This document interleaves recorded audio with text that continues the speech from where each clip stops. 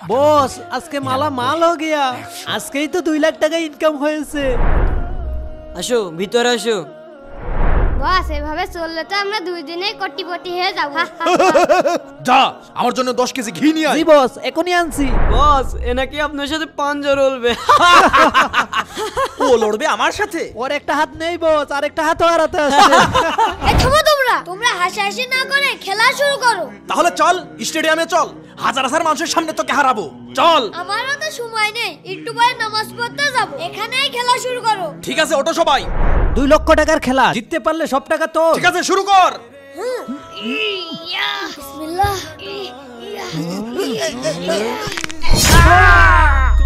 বস কি হলো বস?